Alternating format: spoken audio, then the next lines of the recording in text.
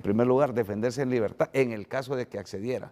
Esa de que se capturó o no se capturó, eso lo tendrá que dilucidar el equipo de defensa y la parte acusadora en este caso. Pero ¿qué importancia tiene eso? ¿Tiene alguna importancia? Claro, porque si la capturaron en Guasaule o si ella se presentó y voluntariamente. permítame decirle por qué, porque el Código Procesal Penal en el artículo 178 y 179 dice peligro de fuga. Peligro de fuga. Si la encuentran lindando en la frontera con Nicaragua, ¿qué le dice, Renato? Si todos los hondureños que han sido mencionados, que quería ir para la colonia de hondureños que están establecidas en Nicaragua. Hay dicen que hay un circuito allá hondureño, como el circuito de Nueva York. Usted conoce Nueva York, allá ¿cómo se llama? No, este queda allá en Jamaica. En Jamaica ya hay un edificio ahí y una colonia de hondureños entonces establecida. Entonces, ahí en Nicaragua se está estableciendo una colonia de hondureños de todos los que están siendo juzgados, que dicen que es persecución política. Okay, pero ¿qué consecuencias tiene para ella si se quería fugar y que la detención se hizo en el Guasable? Que hay peligro de fuga y el juez lo va a valorar para no darle una medida. Precisamente por eso es que en ese tema creo que hay una controversia en cuanto a lo que... Y la gente dice, ¿y qué pasa con eso de que hubo presentación voluntaria? No hubo. Hay un manuscrito ahí, un libro de novedades que hubo presentación voluntaria. Hay que decirlo en honor a la verdad. Y los abogados que estamos aquí presentes sabemos cuáles son las estrategias de defensa para hacer una presentación voluntaria idónea. Y tiene una finalidad también. Cuando un abogado presenta voluntariamente a su representado, ¿qué es lo que hacemos, Marlon? Presentamos un escrito solicitando fecha, hora y día para el señalamiento de la audiencia de declaración de imputado. No lo vamos a presentar al Core 7. ¿Por qué? Precisamente porque no queremos que los exhiban, que es lo que hablaba anteriormente. Sí. Precisamente porque no queremos que estén en una celda en el Core 7 para que después sean exhibidos y posteriormente tengan que ir al juzgado. Entonces, las maneras de cómo cada abogado va a hacer sus presentaciones voluntarias es independiente. Pero uno que sabe cuál es la mejor opción para su cliente, creo que la presentación voluntaria, si vienen y están cerca de una frontera, como dice el abogado Marco, lo van a valorar como en efecto lo es, que la persona pretendía ingresar allá. No sé si pudo regresar, si se presentó directamente ahí en lo que es la frontera con las autoridades, pero... No, según la policía militar y el Ministerio Público, ella no entró a Nicaragua, pero la capturaron en el Guasaule y dan a entender que intentando llegar a Nicaragua. Y que ahí la capturaron. La presentación no tuvo que haber sido, Renato, aquí. Ante un juez en y el aquí. juzgado. Sí, o sea que dilucidar eso será importante para que el juez determine, entre otras cosas, si se defiende en libertad o no se defiende en libertad, Rocío Tábora. Mire, ve, es tan letal ese comportamiento, porque dice que las medidas cautelares se deben, en primer lugar, como lo establece el artículo 172, de determinar, en el numeral 1 dice, si se tiene la certeza o conocimiento o que la apariencia de que esta persona cometió un delito. Es el numeral 1, que efectivamente al momento de tener un requerimiento fiscal sabemos que cometió un delito.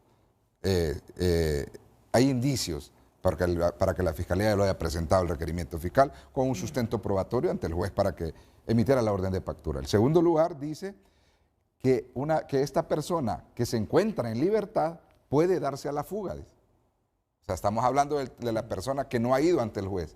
Y el tercero es que una vez puesta en libertad, pero ya que ha ido ante el juez, o sea, ya la primera audiencia, pueda sospecharse que esta persona pueda fugarse. ¿Me entiende? Entonces, ¿cuáles estamos nosotros? Estamos en la lista número 2, que estando en libertad pueda fugarse. Sí, Entonces, ella estando en libertad, según la hipótesis, es que el comportamiento de ella no fue someterse de manera voluntaria, porque parece ser que la defensa había presentado un escrito que se señalara día y hora para la presentación voluntaria y ese tiempo pasó y no se presentó. O sea, y tampoco hubo una excusa de decir, mi clienta no se presentó porque tiene un padecimiento. Ahora, ¿por qué usted decía, qué tiene de relevante eso? Porque si la Fiscalía prueba que efectivamente la detuvo en una cercanía de una frontera, va a decir que el comportamiento no es que ella quería someterse de manera voluntaria a un proceso, porque el juzgado se encuentra en Tegucigalpa, no se encuentra ni siquiera cerca de Choluteca para decir que es que andaba buscando el juez de Choluteca. Por lo tanto, en esa audiencia es importante dilucidar ese tema y quedar claro en realidad qué es lo que pasó. ¿Por qué?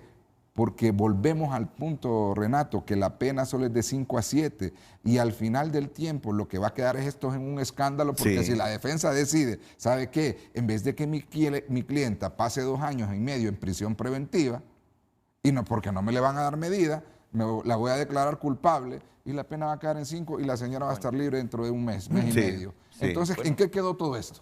En escándalo mediático. ¿Sabes qué es lo que pasa también? Oíme, Marlon, vos sabés que el nuevo Código Penal habla del delito de infidencia, ¿va? Está en el artículo 506, creo yo, 502, por ahí puedes revisarlo. Aparentemente, digo aparentemente porque no me consta, Renato, se presentó la solicitud de presentación voluntaria antes de que se presentara el requerimiento fiscal. Ese es el problema también, que hubo infidencia, o sea, hubo filtración de información, corrieron los defensores en su estrategia de defensa, entiendo yo, eso no me consta porque no he visto, pero eso es lo que trasciende. Presentan la solicitud, Julio, de presentación voluntaria y todavía no estaba el requerimiento. Es por eso que más bien ellos, el juez la rechaza, no porque no tenga el derecho, y Marlon lo dice, si es un delito de 5 a 7, pudo haber sido, pudo haber funcionado, sin embargo, estratégicamente por el equipo de defensa se presentó de forma incorrecta según lo que trasciende y eso es lo que ha venido generando cierto problema y alguna información difusa en el imaginario de todos los... Por la experiencia de ustedes, ¿por dónde se va a ir un juez que tiene a las Fuerzas Armadas emitiendo un comunicado a través de la Policía Militar del orden público que fue capturada en la frontera del Guasaule, en la frontera con Nicaragua, el Guasaule, a un Ministerio Público respaldando esa versión que fue capturada o detenida o requerida, porque ese es el término que utiliza las Fuerzas Armadas, en el Guasaule, o la abogada que defiende a Rocío Tábora que dice que ella se presentó acá en Tegucigalpa? Por lo que diga la autoridad. Por lo que dice la autoridad, ¿no? Por eso se va a dar la documentación. Aparte que existe el libro de novedades y la Policía Militar debe obligatoriamente establecer lugar, quién la requirió, en el caso de que haya sido requerida, y apuntar en el libro de novedades y trasladar a la imputada por cordillera, como le llamamos nosotros, porque una vez que es aprendida la persona, cuando cuenta con orden de captura, no es que la traen en un carro, la suben y se la traen, no. Viene reportando de posta a posta hasta que llega. Habrá que investigar si se siguió el procedimiento, Julio. Y por costumbre también, las actas de lectura de derechos del detenido, las actas de registro personal y de decomiso no se hacen estrictamente en el lugar de la captura, sino que, como lo dice el abogado Marcos, lo llevan a un lugar y en ese lugar hacen la lectura de los derechos. Incluso no es en el momentito, sino que es posterior a eso. Bueno, y hay cámaras, hay seguimiento. Cámaras, correcto. Claro. Bueno, aquí ustedes coinciden y no les sorprende absolutamente para nada, ni tampoco dicen esto es persecución política. El hecho de estas imputaciones del Ministerio Público a Alba Consuelo Flores y a Rocío Tábora, partiendo del hecho, por eso el titular, que hay una coincidencia plena, que con los hospitales móviles hubo un megafraude. Entonces, el Estado trata de determinar qué responsabilidad pudo tener la ministra de Salud el grado de en ese fraude. claro, correcto. ¿Qué responsabilidad pudo tener la ministra de Finanzas? Claro. No nos debe sorprender hubo eso. colusión ahí entre varios participantes. Por eso me gustó, creo que fue Marlon el que dijo, lo que sí anhelamos y exigimos es el debido proceso. ¿verdad? Claro. El debido proceso. Y coincido con usted. Tampoco que hagan algo mediático y que exhiban a una persona de que todavía goza de la presunción de inocencia porque no hay ninguna Eso es un condena verdadero contra Estado de ella. Derecho. Claro. Aunque sea culpable o en el imaginario de toda la sociedad hondureña quieran condenarla. Claro. Pero técnicamente y procesalmente hablando, ella puede estar presa, digamos que se declare culpable y le den la pena mínima o intermedia, 6 años. Solo hace 2 años y queda libre porque el nuevo Código Penal establece que penas menores de 10 años solo hace 1/3. Claro. Y vos sabés que así se hace la petición. La libertad condicional especial. Es una libertad condicional especial y perfectamente puede acceder a esa medida. Ahora, incluso al final, hasta llegar al juicio también, porque si nos vamos estrictamente al caso de Marco Borán y Alex Alberto Moraes, se desarrolló todo el juicio y hay un recurso de impugnación por parte del Ministerio Público. ¿Por qué? Porque Alex Moraes solo fue condenado por por violación de los deberes de los funcionarios.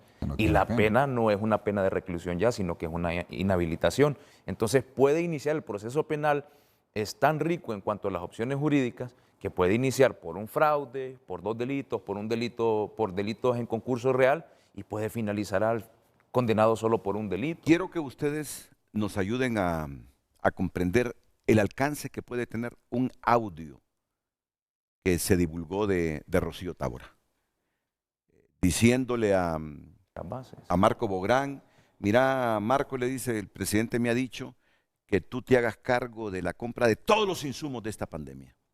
El alcance de ese audio, porque ayer dijo un vocero del Ministerio Público, tenemos, dice, un arsenal de pruebas contra Rocío Tábora. Bueno, eso es lo que dicen siempre, ¿verdad? No, claro, sí, es lo que dicen siempre. Sí, y se lo digo con todo respeto. medios de prueba. Y le voy a citar un ejemplo. Nosotros participamos en el juicio de Copeco, de Rubí, y se hizo público, así como lo dice Marlon, se hizo a través de la plataforma vía Zoom, creo yo, o del Facebook, del Poder Judicial.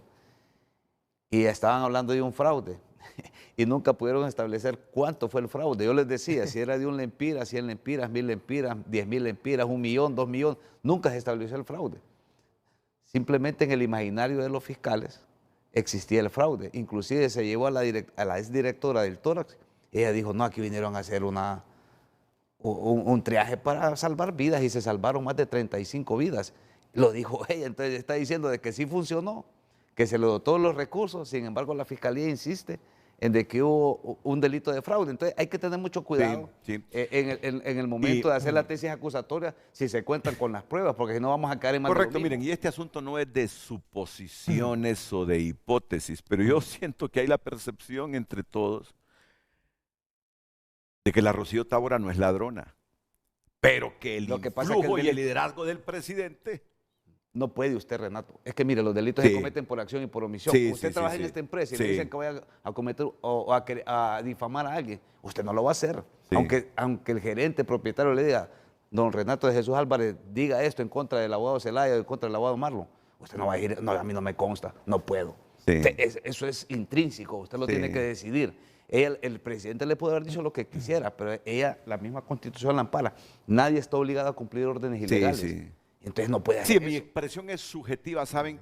Y yo creo que... Porque es una salida también, decir, bueno, es que a mí me autorizaron, pero algo ilegal. Y más es una expresión de amigo. Porque saben que yo conozco a Rocío desde que esa cipota tenía 20 años, que llegó a Radio América y que se le dio la oportunidad de manejar un foro los sábados en la mañana, porque era hermana de un corresponsal de Radio América en Santa Rosa de Copán que fue asesinado, Germán Rivas. Y luego Rodrigo Arevalo, lo narraba ayer yo, le dio el contrapunto, que era el foro radiofónico más importante, con uno que tenía la HRN los viernes a la 1 de la tarde ante La Nación. Entonces vivimos y compartimos una casa juntos en apartamentos diferentes, inclusive, es decir, la conocí desde niña. Y miren los dilemas de un periodista, ¿verdad? Estoy hablando de una buenísima amiga que la conozco desde niña, que fue hermana de un corresponsal que yo quise mucho, Germán Rivas, y que lo mataron en Santa Rosa de Copán. Pero a la hora de ponerme frente a una cámara y tener un micrófono, debo dejar esa amistad por un lado y ser objetivo. Pasa lo mismo pasa lo mismo con el lavado, Renato. Aunque después digan algunos, traidor. Ya me ha pasado, sos amigo mío, pero cuando tuviste que defenderme, es que no puedes. No lo hiciste, no puedo. No puedo. Y el abogado pasa lo mismo, así rápidamente, y lo ha dicho Julio y Marlon. El problema de uno, cuando viene a estos foros, Renato, tiene que hablar con total apego a lo que manda la Constitución y las demás leyes, porque nosotros somos un Estado de Derecho. Y aquí le puedo decir que la señora Rocío Tábora, que no conozco, jamás he cruzado palabra con ella, lo más que puede estar presa son 2 años. Y se lo digo con toda propiedad. En el eventual caso, que sea encontrada responsable. Entonces, tampoco hay que decirle al pueblo hondureño de que esto va a durar 10 años, 20 años, 30 años en prisión, porque eso no es cierto. Ahora, de lo que sí estamos claros nosotros, es que cometieron un fraude alevoso. No, eso es un hecho casi notorio, premeditado, y que el Estado tiene que defenderse y hacer justicia. Pero de forma correcta. De forma correcta. De forma correcta. Ahí nosotros tenemos que exigir que se siga el debido proceso. Así es.